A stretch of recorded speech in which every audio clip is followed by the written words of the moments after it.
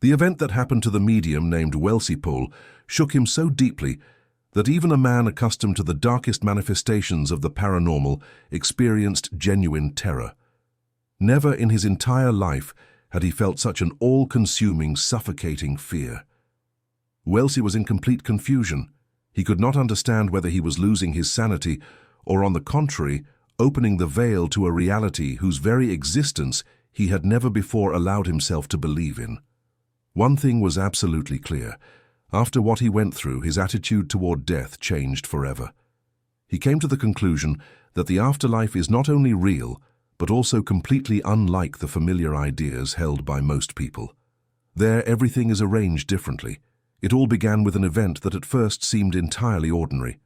On Monday, the 12th of March, 1917, Welsi Poul was walking slowly along the seashore. At some point, he was suddenly seized by a sharp sensation of someone staring at his back. It was so vivid that he instinctively turned around, yet there was not a single soul nearby. Despite this, the feeling of anxiety did not disappear. On the contrary, from that moment on, the unease seemed to cling to him and did not let go even for a step. Returning home, Welsi sat down at the table, intending to write a routine business letter. It was precisely then that something frightening occurred. At the moment he prepared to write the first line, his hand suddenly jerked and, without his conscious control, began to glide across the paper. He tried to stop it by sheer force of will, but without success. It felt as though someone else was controlling his hand.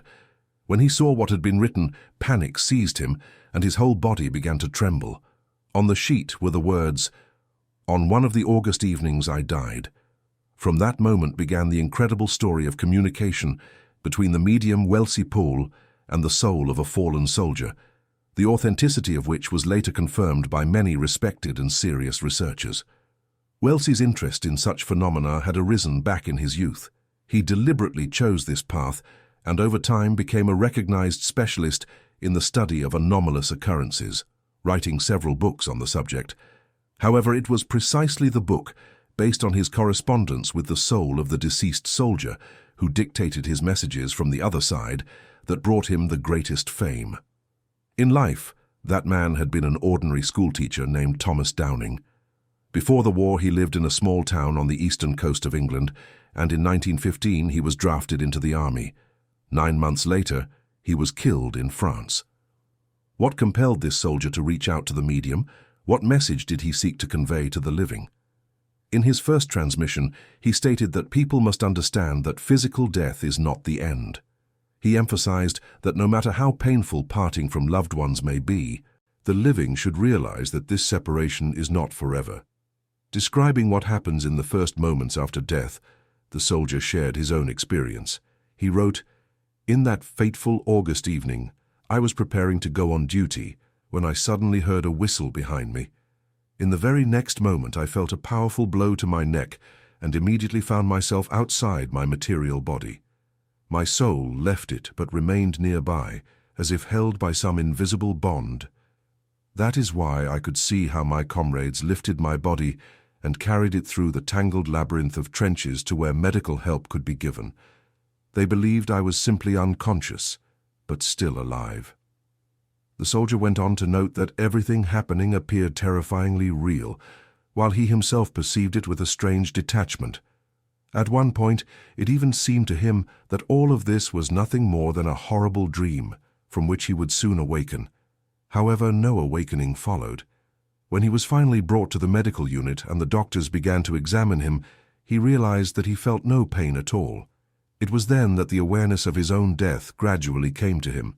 As soon as he accepted this fact, it felt as though some force instantly halted all his thoughts and sensations. Darkness and emptiness enveloped him. This state resembled a dream without dreams, yet he clearly understood that he was not asleep. He seemed to exist outside time and space, and when this state dissipated, he realized that his physical body no longer existed. Over time, a calm and final acceptance came to him that his earthly life had ended. However, this realization no longer brought terror. On the contrary, a sense of curiosity awakened within him. What awaited him next? In one of the messages transmitted through the medium Welsi Poul, he described his condition as follows. I felt extraordinary lightness and freedom. It seemed as though I was still within my body, yet it was no longer physical. It was an etheric shell, outwardly almost the same as before, but within it there was no pain, no fatigue, and no need for food. Then, according to his words, his consciousness seemed to expand, and astonishing secrets of existence beyond earthly life were revealed to him. It was precisely this knowledge that he sought to share with the living, on the one hand to warn them against actions that could make the path after death heavy and filled with suffering, and on the other, to give worthy people hope that with the end of the earthly journey nothing truly ends, and that every action has meaning. However, soon the transmission of these revelations abruptly ceased. Later it became clear that the inhabitants of the other world considered the disclosure of its secrets to the living to be excessive. They made it known that humanity already possesses sufficient knowledge.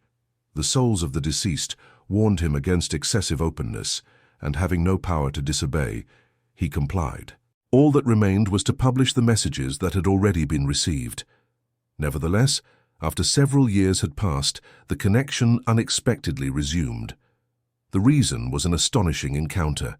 In the afterlife, he came face to face with the man who had once taken his life on the battlefield.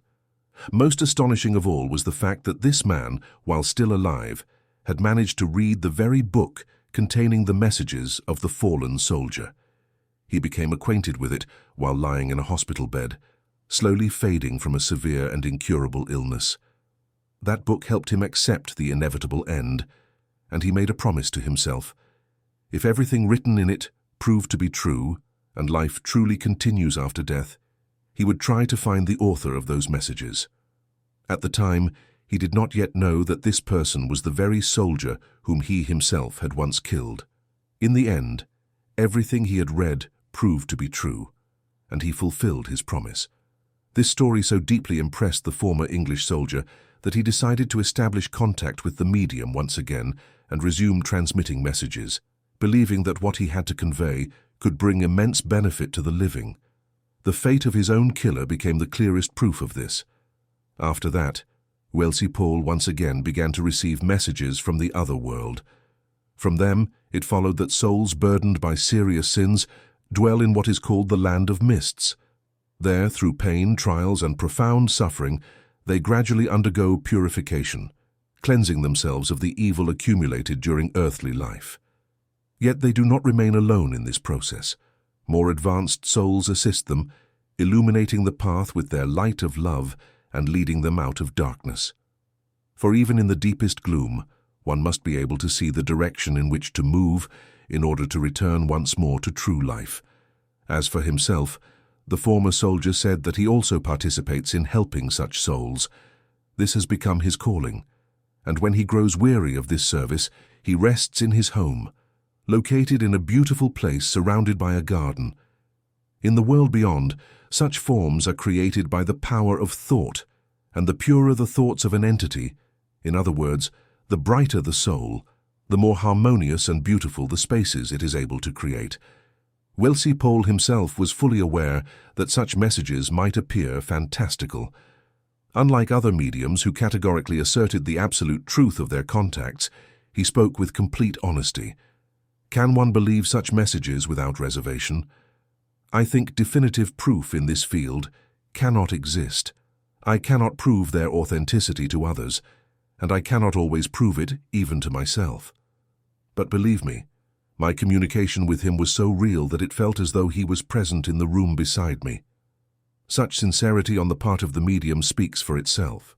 Welsi Poul believed that his task was not so much to convince people of the existence of life after death, as to awaken interest in that sphere of being from which humanity turns away out of fear. Yet avoiding this subject is meaningless, for sooner or later everyone will face it. And the most difficult transition will be for those who completely denied the possibility of existence beyond the material world. Finding themselves without any understanding of what is happening, such souls risk sinking into the darkest regions of the otherworldly realm before they are able to overcome their ignorance and pride. According to Welsi Poul, the realization that another form of life exists beyond the physical world is capable of transforming humanity. The paralyzing fear of death will disappear, and this will lead not to the devaluation of earthly life, but to a more responsible attitude toward every action, for people will begin to clearly understand the consequences of their deeds. The medium emphasized that he does not seek to convince anyone. His goal is to help a person see that earthly existence is filled with far deeper meaning than is commonly believed, and that life is not confined solely to physical reality, but continues beyond it, to the place where every soul will one day depart. Write in the comments whether you agree with the opinion of this medium. Support the video with a like and press the bell so as not to miss new and fascinating releases. Thank you for watching. Wishing everyone goodness and long years of life.